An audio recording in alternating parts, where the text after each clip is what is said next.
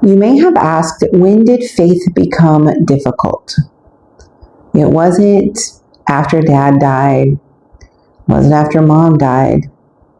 It started long before that.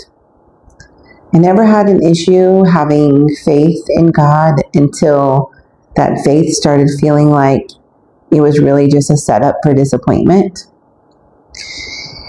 Because there's a difference between believing God exists and trusting the decisions that He makes with the people and the things that you love. And I believed in God my entire life, but there came a point that believing Him was no longer the hard part. The hard part was looking at what He had allowed and asking a question that I was afraid to really ask. How do you trust someone whose decision has completely broken your heart? I always feel like someone's watching me, and I can't find. Welcome to episode 14 of The Girl in Ashes, entitled The Wrestle. If you've made it this far, thank you. I'm proud of you. If you haven't subscribed, please do so. A lot of people assume that I found myself in these ashes or my faith struggled once I lost my parents. But that's not really where it began to crack. And in preparing for today's episode, I reflected back to where did it really change? My whole life, I had been very much given kudos for my strong faith. In fact, if you go back to some of the episodes where Dad had had a massive heart attack, he even said to me face to face to keep up the faith. One time in a prayer meeting, one of my brothers prayed for me and said, "Don't forget, the faith and the power of your papa runs in your veins." I never really struggled with that until the first crack happened. And I'm going to take you there with me.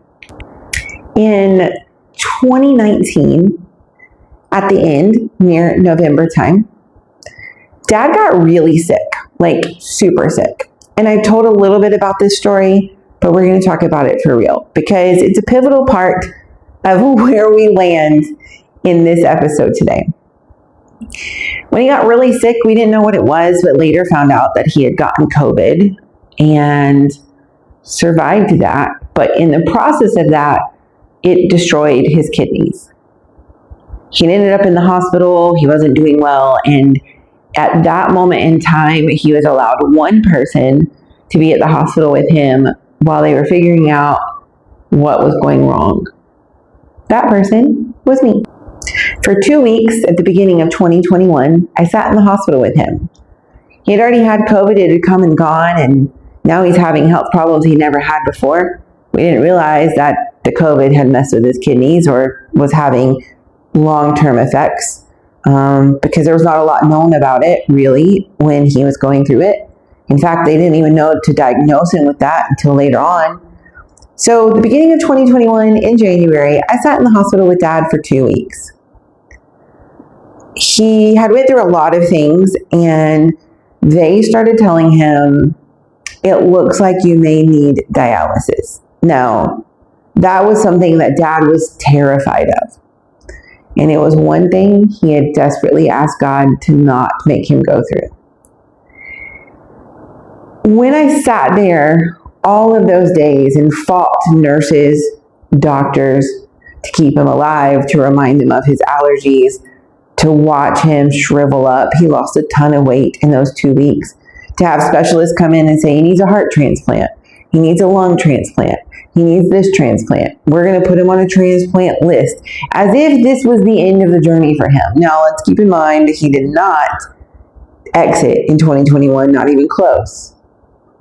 Not till 2024. So at this time, they're saying all of these, prepare it, is over. things. And at that time, when you talked about faith, I had faith.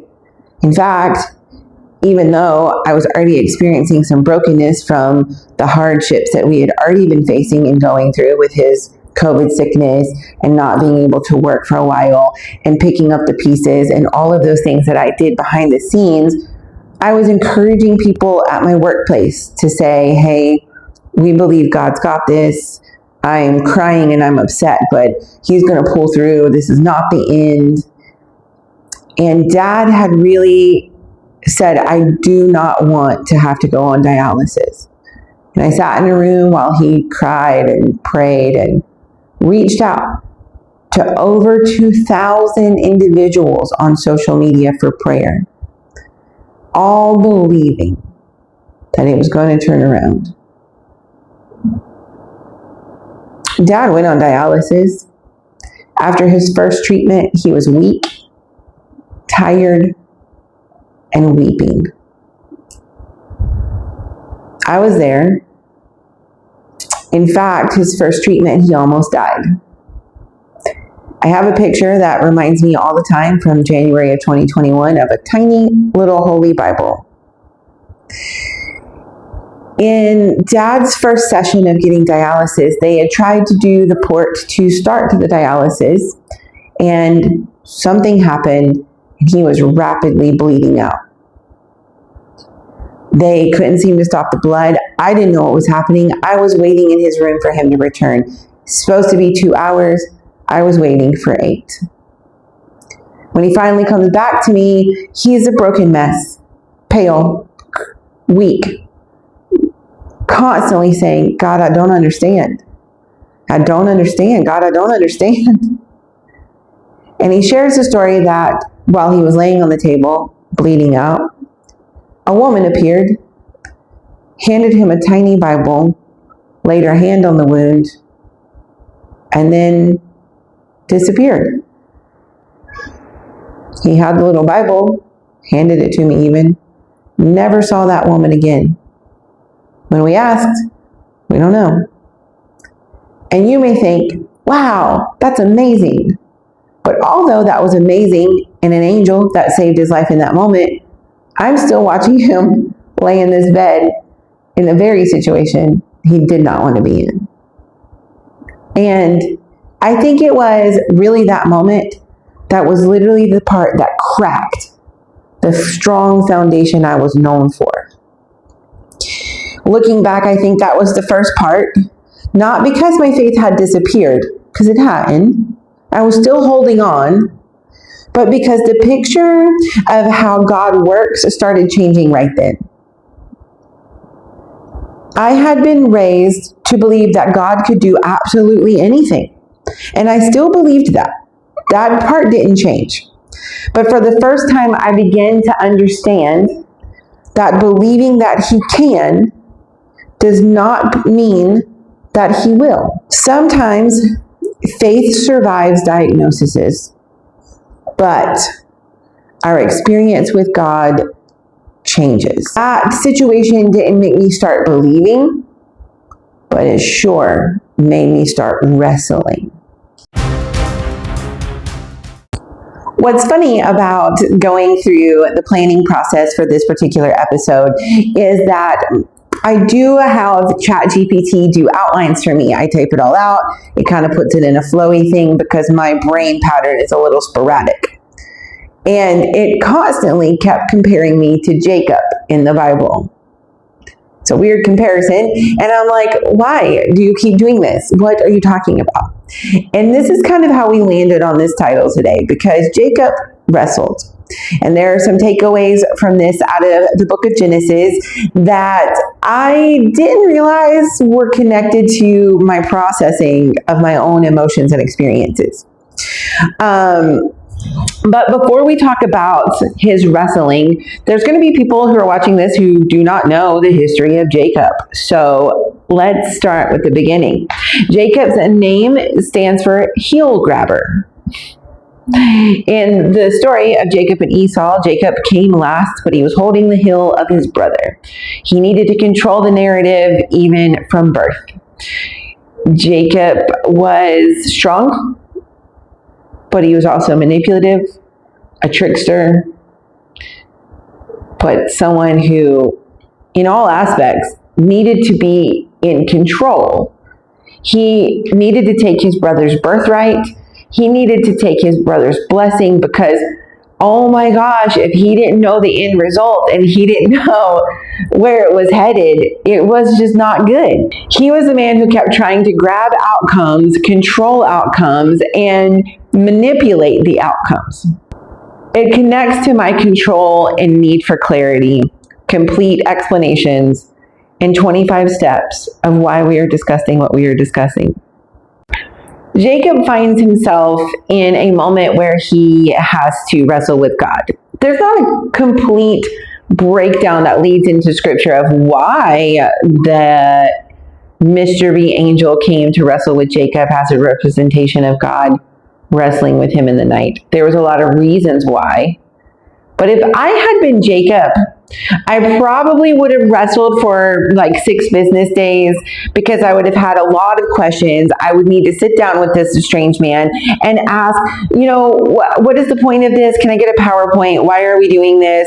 What is the complete explanation? And probably a 47 question follow-up because why are you here? Why are we doing this? I'm exhausted. Like, what?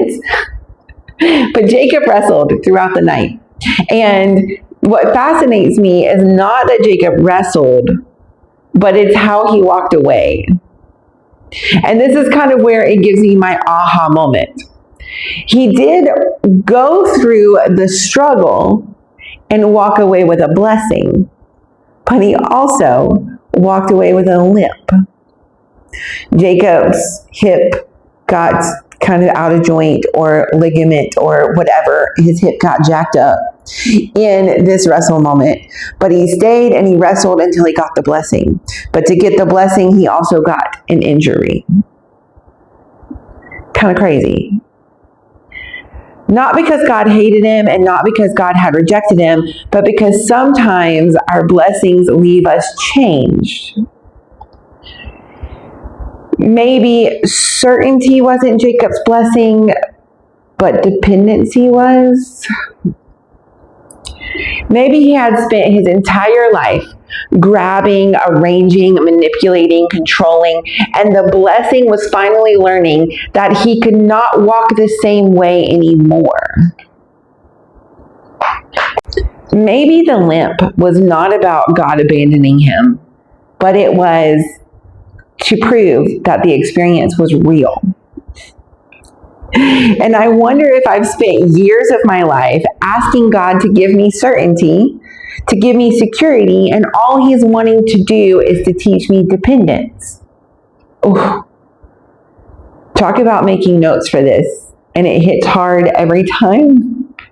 I wanted answers that would let me stand on my own 2 feet. But he was giving me a reason to lean over and over and over. Something that we fail in a lot of modern churches is to understand that you can have faith, but also have lament, grief, sadness, questions. And we don't touch a lot on it. We brief over those scenarios of very godly people and examples in the Bible who went through lamenting, who went through grief and sadness, while they still completely trusted in God, knew that God was the provider of everything, knew that he had the answers in the plan, but then sat there and said, how do I trust someone to make decisions when those decisions break my heart every time? I think that question goes back to lamenting, to grief, to sadness, and it's something that we don't explain very often in church realms. We make it sound like to have those questions and to struggle with that means there's something wrong with you, that you need to go lay it at the altar, that you need to go turn it around. But it's part of the building process, and it shows up multiple times. David had that same experience. Job had that same experience. Jeremiah, Hezekiah, Jesus himself had a moment where he said, let this cup pass from me. He trusted the Father completely. He was coming to do the purpose of the Father, but he still had that human moment. Even to the point of Lazarus, when we talk about the story of Lazarus passing away, Jesus knew without a shadow of a doubt that through the power that he could raise Lazarus from the dead, but yet he still had that moment where he wept. It's a human moment. Grief and sadness can so totally coexist with believing in the Almighty. But it seems like it shouldn't. People make it seem like that's not okay. It's not. People closest to God ask the hardest questions because they're not weak. They just are wanting to have a real relationship. If you're having a real relationship with someone, you're going to ask questions that seem hard to ask. Questions that are hard to answer. Because how can you truly know the heart and the purpose if you don't ask the hard questions?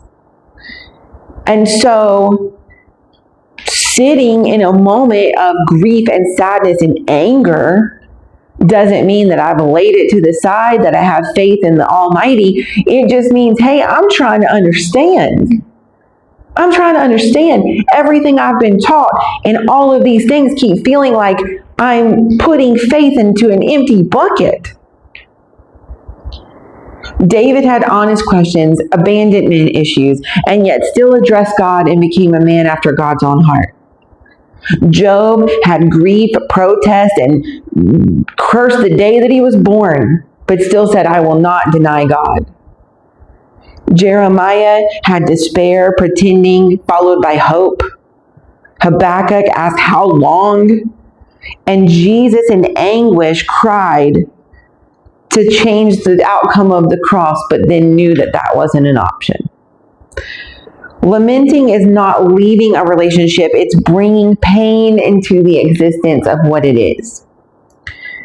The opposite of faith is not always questioning. Sometimes the opposite of faith is indifference. Lamenting still turns us towards God at the end of the day, and it still expects Him to hear what we have to say. We're still in the grief, anger, sadness, we're still expecting Him to hear. Still talk to me. And it says, I'm angry with you, but I'm still trying my best to talk to you. Faith, I said this earlier, faith wasn't hard for me. It wasn't. It was just realizing that in all of these experiences, trusting God fully left to extreme disappointment. I did not stop believing that God can answer. I became afraid of what trusting that answer might actually be. And when you've experienced enough things falling apart under the pressure of believing, hope can feel like an irresponsible place to go. You learn how to pray while bracing yourself at the same time. And everyone says that's the opposite of faith. You can't have faith and fear. They don't coexist. It's like oil and water. And you say, God, I trust you.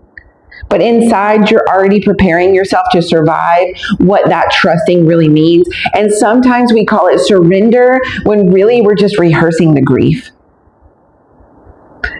I have confused trust with expecting the worst, but quietly. I have called myself surrendering when actually I'm just too afraid to lean in. I've been protecting myself from feelings because that's more wisdom, in my opinion, than not.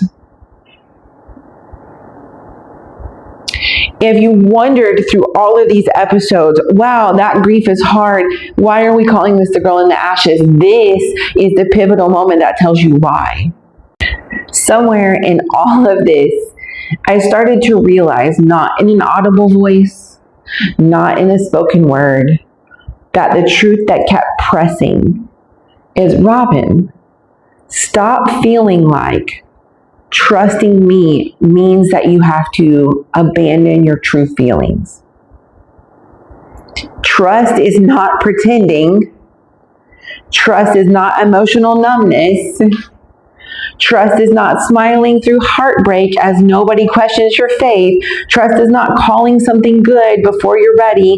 It's not simply any of those things. It is just staying.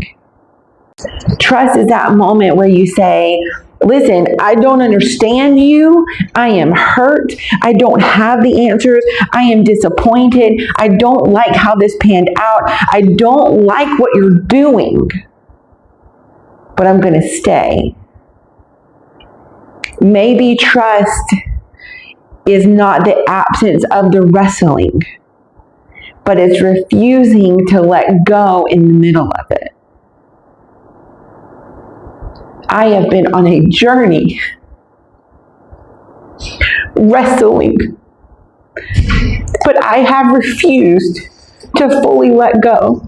Because I know that there has to be a blessing on the other side of the wrestle. If there's not, what is the point?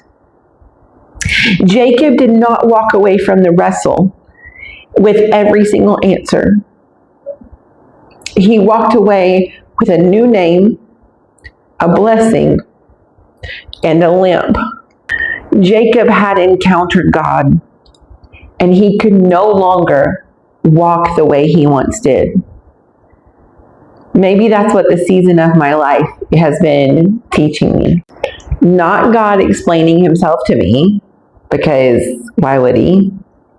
Not him handing me the full picture, because that's not part of the journey. But him changing the way that I walk. I think that stood out to me the most about this is that one line that I just said that says, when Jacob encountered God, he could no longer walk as though he had not encountered God. He didn't come out of that wrestling the same as he went in. Yes, he got the blessing, but he also carried something else. And maybe I will carry the evidence of my hurt forever. And maybe some prayers will always make my voice shake. Sometimes I will always find questions that don't have answers. Maybe some parts of my relationship with God will always include a little bit of wrestling. But the limp is not proof that I lost. It may be proof that I stayed long enough for everything to change. I'm learning that faith does not always walk into the room polished. Faith definitely has a limp. Sometimes faith cries. Sometimes faith screams. It asks questions that normal religious people won't speak. Sometimes faith feels like, I don't trust this moment, but I still want to learn to trust you, God. Maybe real faith is not finally getting all the answers, but it's discovering that you can limp and you can still be walking with God. I cried a lot putting this on paper. Because wow. I don't know about you, but for me, it's so easy for me to just say, you obviously want me to be broken. I don't fit in any puzzle piece that everyone else fits into. I have tried all the things. I've had faith that impressed the highest mentors in my life, impressed by my faith.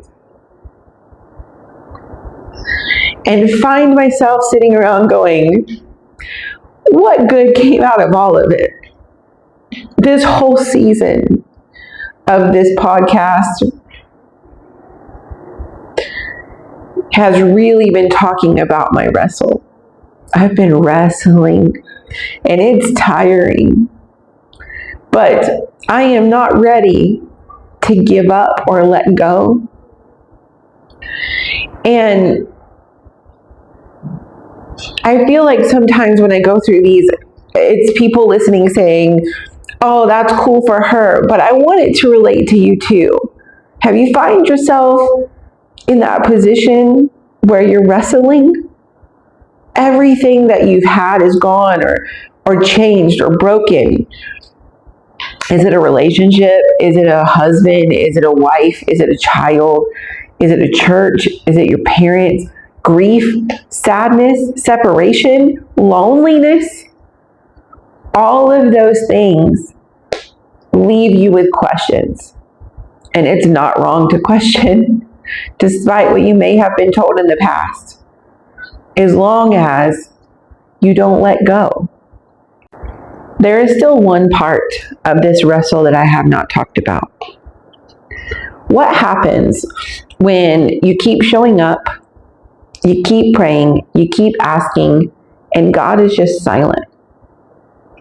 I told a friend just this past week that I've been told my whole life, when you feel the silence the biggest, when you feel so separated, that's when he's sitting right next to you. And I hope that's true. I think for years I've confused silence with abandonment. And Lord knows I have abandonment issues. And those are two very different things. So that is where we're headed to next on this Girl in Ashes train, our season finale. I think for years I've confused God's silence with absence and abandonment. And those are two very different things. And that is where we are going to head next. As we come to the season finale of season 1 of The Girl in Ashes, the wheels keep turning. And this wrestling session may cause me to walk away different than I've ever walked before. But in the midst of that, I better get my blessing.